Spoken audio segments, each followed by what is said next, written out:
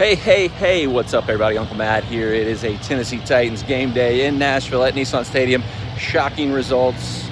Jess is here. Second straight sports ball video that she's appearing in and going to a game with us.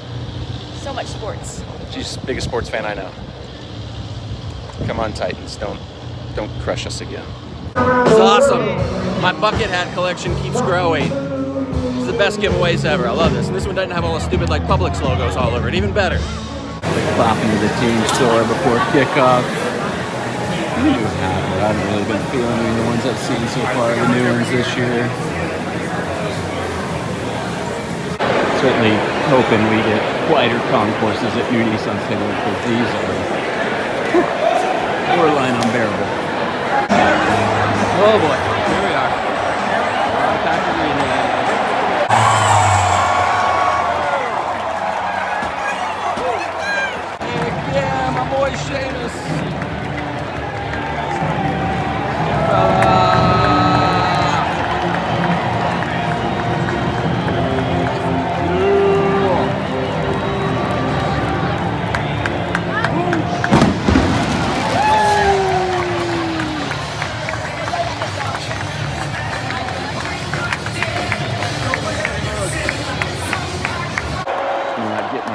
Going for this today because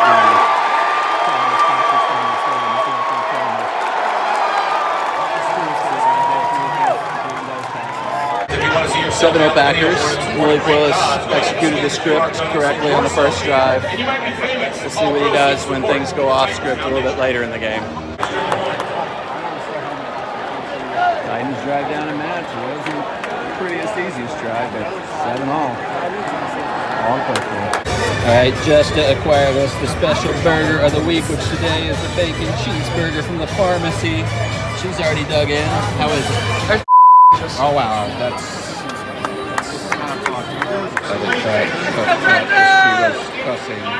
She's a cusser. I gotta say, What? we've been to the pharmacy twice in person recently with mixed results. And I think that in-stadium burger might have been the best pharmacy burger we've had yet.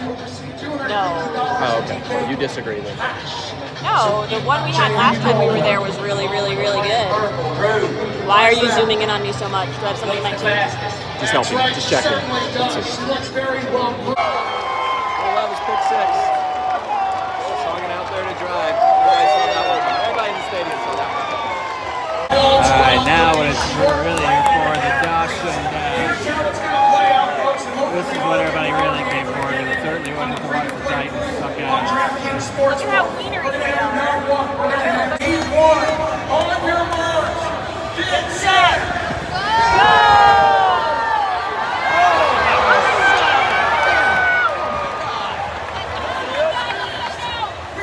on your marks, get set. Final heat for the Lombardi Trophy. Oh my God, look at him go! He's so quick! We got it!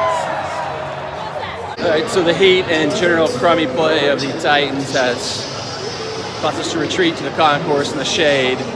Maybe retreating all the way out here shortly, depending on what happens on this next drive, but it's not been good. A little bit of new information I wasn't aware of. Hattie B's has replaced Party Foul as the hot chicken location here.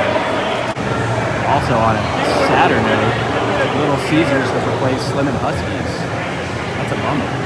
Knocking out of the way. We've made it to the safety and air condition of Tenfold Brewery. Scan here if you want to know what all they got on the menu to watch the last of this colossal embarrassment. Made it back home. Titans fell to Malik Willis and the Green Bay Packers at home, 30-14. I feel like each game, I'm going to try to keep this short. I'm going to try not to do like an 8-minute just insane rant. I'll do my best, but I feel like each game there's been like a different person to point the finger at, a different person to blame. Week 1, it was 100% Will Levis. Week 2 was kind of a lot of stuff across the board. This week, it's got to be Rand Carthon because Will Levis got sacked 8 times today. Don't know how you can expect any quarterback, much less a quarterback who's young, trying to develop, trying to grow, to do anything under that circumstance. And it's not like this wasn't a known problem. It's been 2 to 3 years where we've known we had the worst offensive line in the NFL. And last year, top 10 pick, we draft Peter Skronsky. He has up and down year, so, whatever. This year, we draft J.C. Latham. He's been, fine for the most part. A little rough around the edges a few times. But went out and signed Cushenberry, center, one of the better centers available on the market. But we ran into the season and we went, you know what, here's what we're going to do. We're going to put MPF, who sucked for 2 years, on right tackle. Dylan Radens, who's been a disaster, couldn't figure out even what position he was supposed to play for the most part, at right guard. And they brought in this guy, Sadiq Charles, who unexpectedly retired during training camp, so, whatever. But, we went into this season where our best options at right guard and right tackle were people who were already on the team the last couple of years that our offensive line has been the worst in all of football. Who do you put that on other than Rand Carthon? Maybe there's been conversations behind the scenes where Brian Callahan said, hey, got my dad coming in, Bill. He's the best offensive line coach in the world. He'll get him fixed. Don't worry about it. We don't need to bring anybody else in. But that we hadn't brought in any other options there and just rolled those dudes out like things were suddenly going to be better is inexcusable. Unforgivable to me. That's on Rand Carthon to me. And it is kind of weird, now that I'm kind of looking at it and how bad the offensive line has been this season, that his 2 top 10 picks that Rand Carthon has been allowed to make. He drafted Peter Skronsky, a college left tackle who got moved to left guard in the NFL. And he drafted J.C. Latham, a college right tackle who has now been moved to left tackle in the NFL. There's these weird little quirky things where, why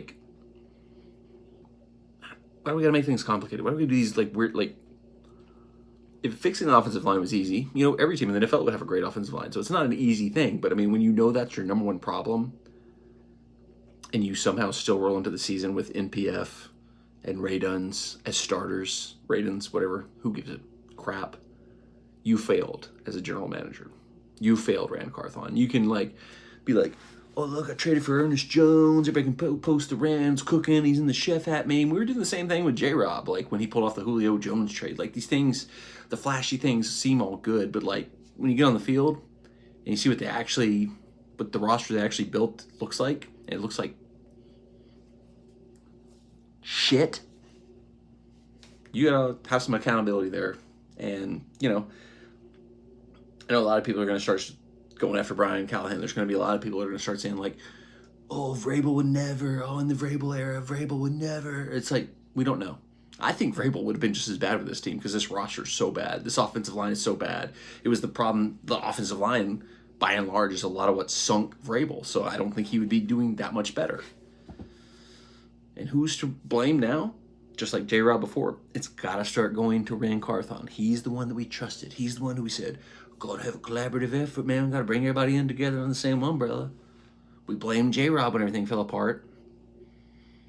Got to start looking at old Rand Carthon and say, you knew the number one problem with this team was the offensive line. And you didn't do anything to fix it other than brought in a free agent center, drafted somebody, but then you still just left the other side and said, this is fine. MPF, Radens, it'll be fine. Defense came back down to earth today.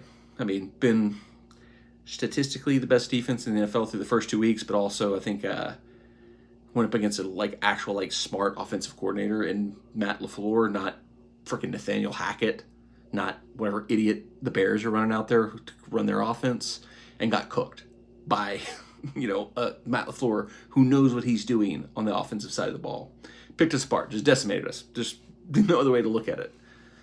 No pass rush. Malik Willis had all day to do whatever he wanted. No turnovers. Still 3 games in, not a single turnover. Everybody's gonna pile on Will Levis and be like, he's had 8 turnovers through 3 games. The defense has to help at some point in time in that regard. We can't put them under the 8 ball by constantly turning the ball over, but at some point in time, every NFL team needs their defense to get the ball back, to help them out a little bit. And our defense isn't doing that. It's just, I don't know, we were sold this bill of goods that we were going to have this attacking defense. It was going to be so aggressive. They were going to be coming after everybody. And it's just been normal. Everybody's Denard Wilson, he's going to blitz, he's going to come, he's going to attack, he's going to, pause. He's going to attack, he's going to be able to, I haven't seen that. Defense has been good, but we faced two kind of, first week, a really bad offense. Second week, an offense that was still kind of finding their rhythm, still trying to get their 40-year-old quarterback back from an Achilles injury. This week, we went against a offensive guru in Matt LaFleur, and he cooked us. So defense isn't what we thought it was. I don't know. I'm not going to throw Brian Callahan under the bus. Like, I feel like, you look at what happened on the other side of the ball. You look at Matt LaFleur, how much he elevated Malik Willis, and not just this game, but last week too. And you say, like, you feel like our coach, he's supposed to be an offensive guy. He should be able to be doing that same thing for our players. But he's 3 games into his coaching career. Like, it's too early to throw Brian Callahan under the bus. I'm pretty sure in the early days of Matt LaFleur's time in Green Bay, things weren't going as smoothly as they're going these days. Like, he was having some struggles. Like, there's been some ups and downs for him. He's kind of, like, smoothed it out, got it going there. Not saying Brian Callahan's ever going to get to that point, but I'm not saying we should just throw him under the bus at the same time. I've gone 7 minutes, as I see on this video. I said I wasn't going to rant and go forever, so I'm going to try to wrap it up now. But I think, I'm just, how we had 8 sacks today, how we did not properly at least attempt to fix the offensive line other than 1 draft pick and 1 free agent is just ridiculous. It's on Rand Carthon for me today because, you can bring back Vrabel, you can bring back Tannehill, you can bring back Derrick Henry. Nobody can win in a game where your quarterback's getting sacked 8 times. And that's not even, no telling how many times he was pressured and not sacked in this game. So, can blame the offensive line, but we've known the offensive line has been a problem for 2-3 years now. Rand Carthon's been here 2-3 years and hasn't fixed it. So who do you blame in that point in time? I'm starting to blame Rand Carthon. But I feel like every week there's a new target. There's a new blame. So it's just, this is what happens when your team sucks and your season sucks.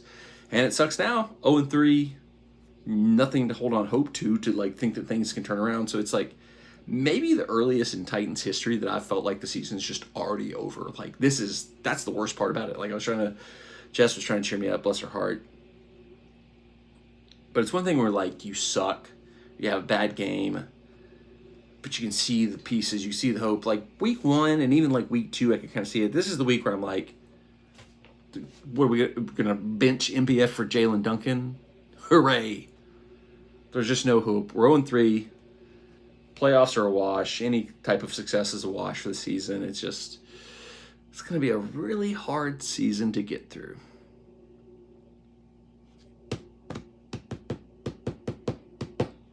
And it's not even a fun team to watch. Like, I texted another friend of mine. I was like, I'm a Vandy fan. Just far more painful than the other sports team I've followed. But, like, the best Vandy years, the team has still sucked. But they found a way to be, like, kind of fun and entertaining while they suck. Like this year even with Lavier, whatever his name is, the quarterback that transferred in from New Mexico State. Like, he makes Vandy kind of fun to watch. We still suck. We still lost a heartbreaking game to Missouri yesterday. But we're kind of fun to watch, and it sucks to lose. You don't ever want to lose, but at least you're getting something out of it. At least you're like, man, we were right there. We had some fun. We had a good game. There were some crazy moments. This Titans team is just like boring, can't get anything right, just sucks all the way across the board, and it's just like painful to watch, which is why we left with like 10 minutes left in the game because we just knew they're not coming back. When Green Bay hit 20 points, I was like, we're not scoring 20 points in this game. We're not coming back. There's no point in watching any more of this. Rant over. I can't do it anymore. I don't want to rant anymore. I don't want to just keep extending this video with me just ranting and raving and being a lunatic, but this is what they do to me. Luckily, there's only like, 6 more home games and 14 more games total to go this season. Hooray! We'll continue to follow the team. We'll continue to look at it. We'll continue to talk about it, do what we can, from afar. We support the team. We're not going to give up on them. That it's not going anywhere this season, but we'll continue to support them and do what we can as a fan. I say the greater we of the Titans fan base, but me individually as well. So, sucks, but it is what it is. All right, I appreciate you watching because this can't be fun. If you're a Titans fan who's tuning into this can't be fun to watch this just as much as it's not fun to watch the team.